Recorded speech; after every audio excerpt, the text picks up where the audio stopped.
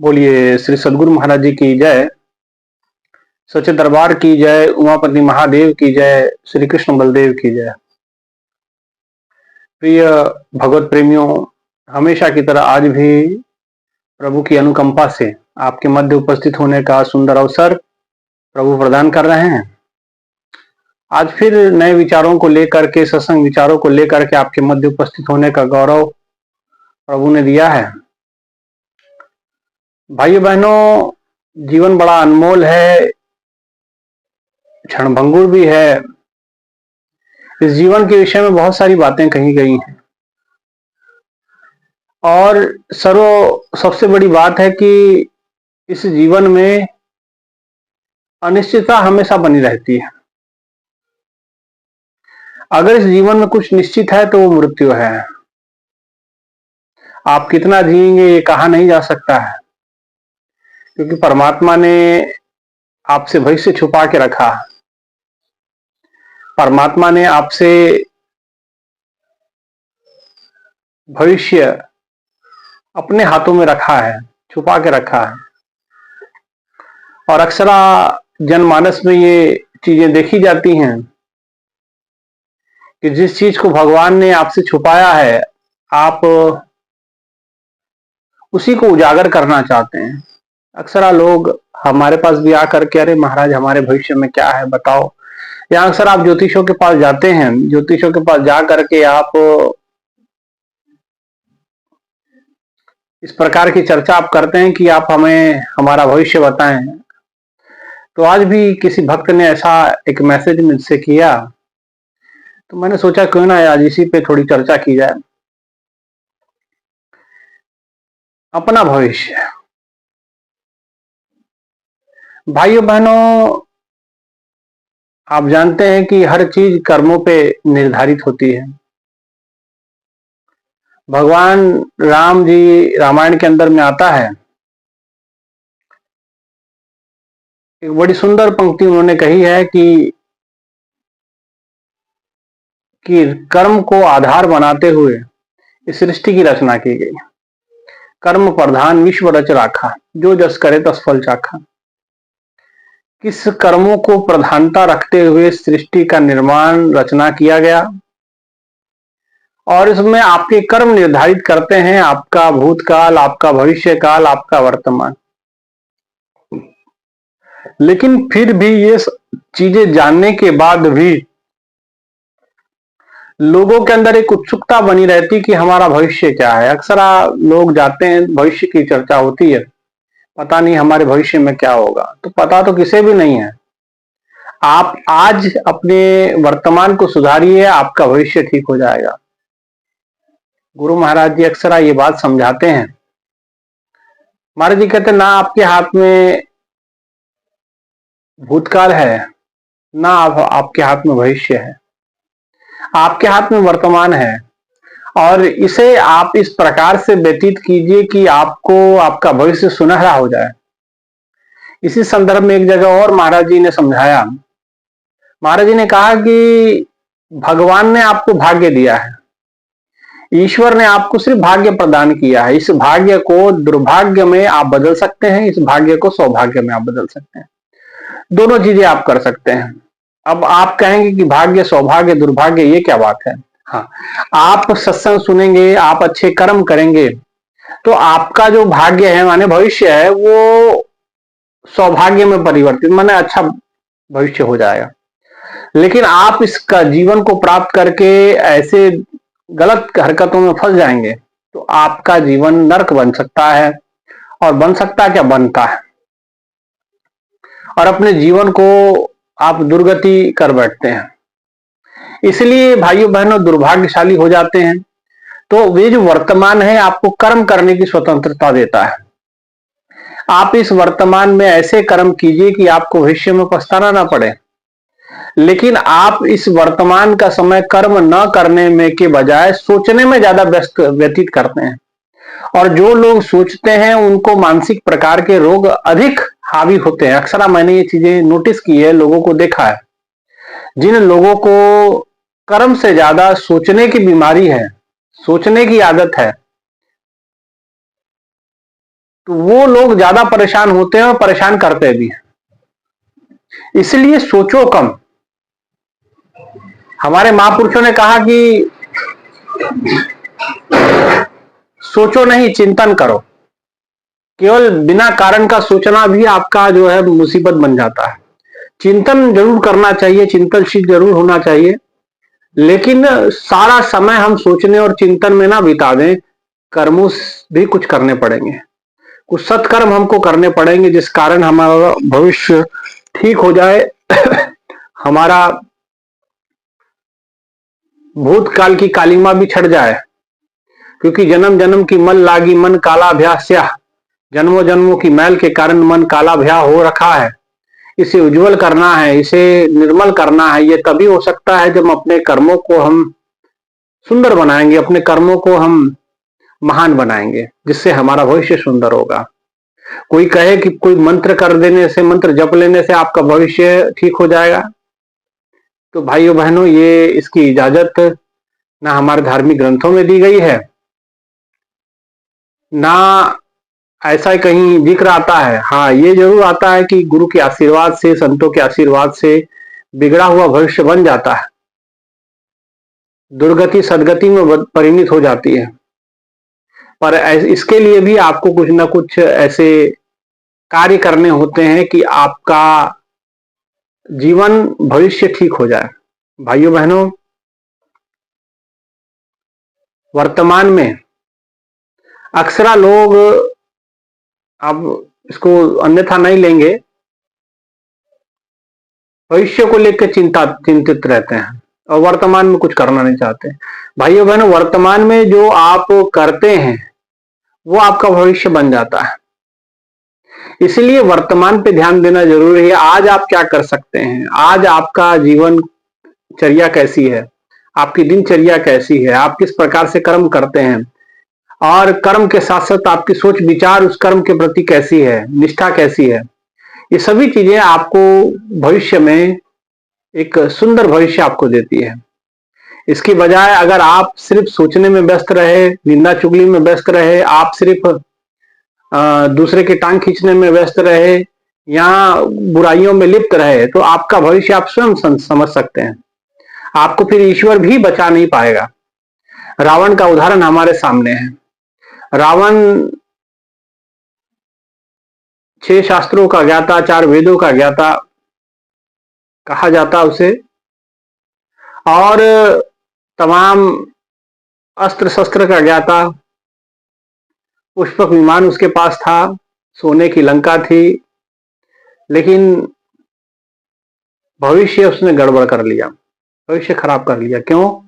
गलत कार्यों की वजह से, गलत हरकतों की वजह से, गलत कर्मों की वजह से। कर्म गलत कौन से किए आप कहोगे? कौन? कई लोग ऐसे भी, अब देखिए ये भी बात होती है। अब कल एक व्यक्ति मिले, वो कहने लगे कि रावण तो बड़ा महान था। मैंने कहा रावण महान था तो राम जी को मारने की क्या जरूरत थी? फिर रावण इतना ही अच्छा होता तो राम जी उसको क्यों मारते? बचा के नहीं रखते? अच्छे लोगों की तो जरूरत होती धरती पे। राम जी को आखिर रावण को क्यों मारना पड़ा? क्योंकि रावण जी वैसे नहीं थे जैसा आप सोचते हैं। अब बड़ा अच्छा था, बड़ा अच्छा था। क्या अच्छा था? क्यों नहीं अपने बच्चों का नाम रावण रखते हैं फिर आप? उसने अपने हाथों से अपने भविष्य को खराब किया। उसके हाथ में अवसर था, मौका था, राम जी की शरण हो जाता, अपने किए की क्षमा मांग लेता, तब भी सब कुछ क्षमा हो जाता। लेकिन नहीं, आखिरी समय तक अवसर दिया। उसके अंदर गुण थे, उसके अंदर कलाएं थी, लेकिन उस समस्त कलाओं का, गुणों का क्या बेनिफिट मिला उसको? उसका इस्तेमाल उसने कैसे किया? लोक कल्याण के लिए नहीं किया, लोक भलाई के लिए कोई कार्य नहीं किया। अपने स्वार्थ पूर्ति, अपनी वासना पूर्ति के लिए प्रत्येक कार्य किया, जिसके कारण वो श्रापित हुआ। और इतना विद्वान, इतना ज्ञानी ध्यानी होने के बाद भी, ज्ञानी ध्यानी का मतलब एजुकेटेड होने के बाद भी, उसे मूर्ख रावण कहा गया। गुरबानी में उसको मूर्ख कहा गया। मूर्ख रावण क्या ले गया? ये गुरबानी में उनके लिए शब्द है, रावण के लिए मूर्ख रावण। और हम लोग पता नहीं कैसे, हम किस मानसिकता के बने हुए हैं हम उसको समझदार बताने में लगे होते हैं। बताइए, कोई दिक्कत नहीं, आपकी आस्था रावण में है तो कोई बात नहीं है, लेकिन गुरबाणी ने, हमारे महापुरुषों ने उसको मूर्ख ही कहा, और वो दिखता है। उसने अपने हाथों से अपने भविष्य को खराब किया, अपने हाथों से अपने जीवन को बर्बाद किया। आपको, आप कहने वाले ये भी कहेंगे, कि ये क्या बात हुई। जी हाँ, अपने हाथों से किया, माता सीता को हरण करके लाया, ये सबसे बड़ा पाप उसका। उसकी पतिव्रता साध्वी स्वरूपा पत्नी उसके पास होने के बावजूद भी, और उसके बच्चों के आगे उनकी बहुएं हैं, फिर बच्चों के बच्चे हैं, ऐसी स्थिति में भी उसने पर स्त्री का हरण करने का दुष्पाप किया। और फिर तर्क देने वाले कहते हैं कि उसने हाथ नहीं लगाया, कुछ गलत नहीं किया, वो कर भी नहीं सकता था, उसकी इतनी सामर्थ्य नहीं थी, क्योंकि श्रापित हो रखा था तब तक वो। कहते कि एक अप्सरा थी जिसके साथ इसने जबरन बलात्कार उसका किया रावण ने, ऐसा ग्रंथों में आता है। और उस अप्सरा ने इसे श्राप दिया कि अगर आज के बाद ऐसा कभी किसी के साथ तूने जबरन किया, जबरन करने की कोशिश की, बलात्कार करने की कोशिश की किसी महिला के साथ, तुम्हारे शरीर के कई टुकड़े हो जाएंगे। और इस डर के मारे रावण ने माता सीता के साथ कभी इस प्रकार का दुष्प्रवृत्ति करने की मन में नहीं आई उसके। उसको पता था कि इसका परिणाम, इसलिए वो बार बार ऑफर देता रहा, बार बार माता सीता के सामने वो इस प्रकार के प्रपोजल देता रहा कि आपको हम महारानी बना देंगे, आपको ये कर देंगे, आपको वो कर देंगे, आपको रावण की, लंका की महारानी घोषित कर देंगे, आप अपने तरफ से हाँ करिए। माता सीता ने कहा कि भाई हम सीता हैं, ऐसे नहीं है, और तेरा अंत तो निश्चित है, तुम जल्दी जल्दी राम जी की शरण हो जाओ, नहीं तो राम जी पहुंचने वाले हैं और तुम्हारा राम नाम सत्य होने वाला है ना। और वो जानता था, इसलिए उन्होंने फिर प्रपोजल दिए, डराने का प्रयास किया कि किसी तरह सीता मैया मान जाए। लेकिन माता सीता थी, परमात्मा की अर्धांगिनी है, और उनमें वो शील का बल है, जिसके कारण माता सीता को वो हानि नहीं पहुंचा पाया। परेशान माता सीता को किया उसने, लेकिन हानि नहीं पहुंचा पाया। इसलिए भाइयों, और अपने जीवन का कितना दुखद अंत करके गया, अपने जीवन का एक कितना बड़ा अहित वो करके गया। चाहता तो क्या नहीं कर सकता था, लोग भलाई करता तो हो सकता था राम जी से महान वो बन जाता, लेकिन लोग भलाई नहीं, सिर्फ उसने अपने वासना पूर्ति की सोची। जो लोगों ने उसको सही राह दिखाने की कोशिश की, विभीषण ने, कि भैया ये ठीक नहीं कर रहे आप, भाभी के दिल पे क्या बीतेगी, आप जरा भाभी का विचार तो करिए, मंदोदरी जी का तो विचार करिए। और फिर ये नैतिकता भी नहीं है, और ये कहीं समझदारी भी नहीं कि आपके जैसा बलिष्ठ पुरुष, आपके जैसा महान योद्धा, और एक स्त्री को अपहरण करके ले आए, और ये तो उचित कार्य नहीं है। उन्होंने समझाया, बार बार समझाया, और जब उसकी, और कहते कोई व्यक्ति सच्ची बात होता बड़े प्रेम से भी समझाते तो बड़ी कड़वी लगती है। अक्सर ये चीज देखिएगा, कोई व्यक्ति सच्ची बात सुनाता है, और लेकिन वो लहजा भले मीठा रखे, फिर भी वो कड़वा लगता है। क्यों कड़वा लगता है? क्योंकि सत्य कड़वा होता है, वही बात उसे हजम नहीं हुई, और अपने हित चाहने वाले विभीषण से, उन्होंने विभीषण को लात मार के उसको देश निकाला कर दिया। और विभीषण जी राम जी की शरणागत थे, प्रभु श्री राम ने उसे लंका का राजा बनाने की घोषणा की, और उनको मोक्ष मुक्ति भक्ति का ज्ञान मिला, मोक्ष के रास्ते पे बढ़ गए, चिरंकाल तक उन्होंने लंका का शासन किया। तमाम वरदान प्राप्त कर गए राम जी से। वही लंका के राजा रावण जो उस समय थे, तमाम वरदानों के होते हुए भी अपने जीवन को बर्बाद कर गए। रावण पड़ा हुआ है युद्ध भूमि में, मर के गिरा हुआ है, अंग भंग है, चारों ओर उसके परिजनों के, उसके रिश्तेदारों के, उसके बच्चों के लाशें पड़ी हुई हैं, कीद कौवे नोच रहे हैं। ये स्थिति हो गई। 1 लाख पूत 1.25 लाख नाती, ते रावण घर दिया ना बाती, गुरबानी में आता।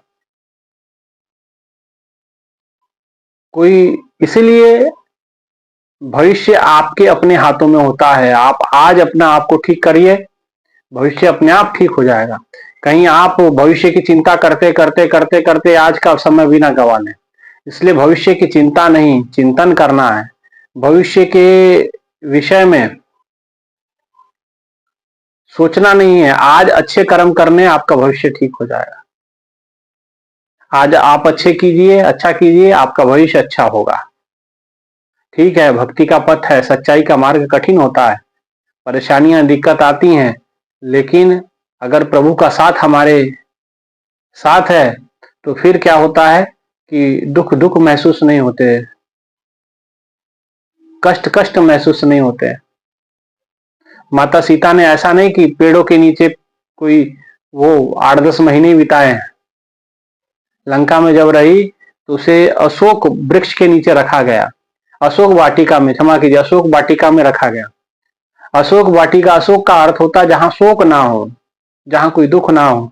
क्या माता सीता वहां सुखी रही लंका में?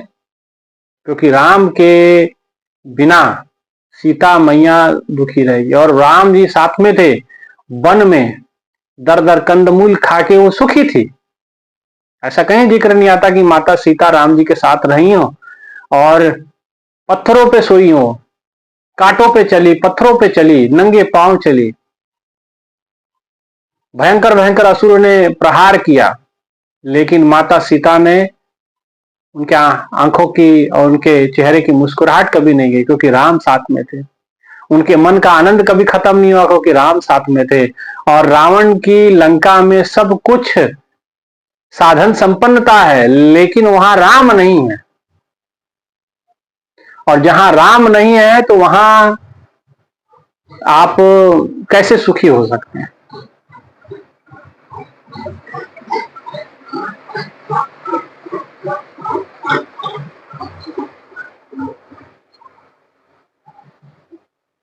तो जहां राम नहीं है वहां आपकी जितने हो मर्जी साधन हो, आप सुखी नहीं हो सकते, आप संतुष्ट नहीं हो सकते। माता सीता के साथ ये हुआ, इतने साधन संपन्नता, लंका सोने की होने के बावजूद भी माता सीता दुखी रही वहां पे, है ना। लेकिन जंगलों में माता सीता जब राम के साथ भ्रमण की, प्रभु श्री राम के साथ, वो प्रसन्न रही। तो भगवान का साथ अगर है तो फिर आपको दुख दुख महसूस नहीं होगा, वो कांटे कांटे नहीं लगे, वो पत्थर सुंदर बिस्तरों की तरह जैसे आनंद देता था, ऐसा आनंद माता सीता को मिला। तो इसीलिए ये क्या, किसका प्रभाव है? ये प्रभु के संग का प्रभाव है। तो इसलिए भाइयों बहनों, प्रभु का संग करिए, प्रभु का ज्यादा से ज्यादा ध्यान करिए, प्रभु के संग जुड़े रहेंगे तो फिर क्या होगा? फिर आपको कष्ट कष्ट नहीं लगेंगे। परेशानियां ठीक है, यौन में आती हैं जाती हैं, सुख आते हैं दुख जाते हैं। इन आते जाते सुख दुख में हम मस्त रहते हैं। ये मस्त रहने की कला तभी आ सकती है जब आप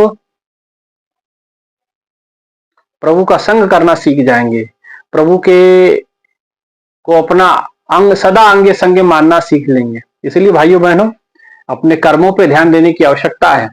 अपने कर्म महान बनाइए ताकि आपका भविष्य महान हो सके। केवल सोचने से समझने से नहीं बात बनने वाली, अपने कर्म महान करिए ताकि आपका भविष्य सुंदर हो सके। और सुंदर भविष्य तभी हो सकता है, गुरु जी समझाया करते हैं कि वर्तमान को प्रेजेंट कहा जाता है, भूतकाल को पास्ट कहा जाता है और भविष्य को फ्यूचर कहा जाता है। ना आपके हाथ में वर्तमान है, ना आपके हाथ में भूतकाल है, ना भविष्य है, आपके हाथ में वर्तमान है। और वर्तमान को इंग्लिश में प्रेजेंट कहते हैं। प्रेजेंट का एक अर्थ ये भी होता है कि गिफ्ट या उपहार। आप किसी के शादी ब्याह में, जन्मदिन के इसमें जाते हैं तो आप कहते हैं कि मैं फलाने के लिए गिफ्ट लेकर के आया हूँ या उपहार प्रेजेंट लेकर के आया हूँ। तो प्रेजेंट का एक अर्थ उपहार भी होता है, और ये वर्तमान आपके लिए उपहार है, प्रभु का दिया हुआ उपहार है। और इसे आप क्या कर रहे हैं, इस उपहार का कैसा आप उपयोग कर रहे हैं भाइयों बहनों, ये सोचने की बात है, समझने की बात है।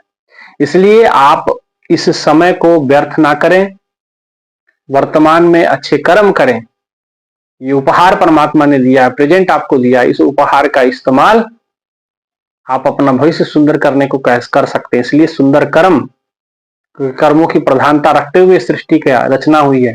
इसमें कुछ आपका सोचा हुआ नहीं देखा जाएगा, आप क्या सोच रहे हैं ये कभी कंसीडर नहीं किया जाता। आपके कर्म कैसे हैं उस आधार पे आपको अच्छा बुरा फल मिलता है। कर्म प्रधान विश्व रच राखा, जो जस करे तस फल चाखा। जैसा करोगे वैसा फल भुगतोगे, है ना। तो ये भुगतोगे कैसे, अगर आप आज अच्छा करते हैं तो कल आपको क्या मिलेगा, अच्छा मिलेगा। आज आपने बीज बबूल का लगाया है तो आप उस पेड़ से जो आगे चल के पेड़ बनेगा उससे आप आम की उम्मीद नहीं रख सकते हैं। बोया पेड़ बबूल का तो आम कहां से पाए।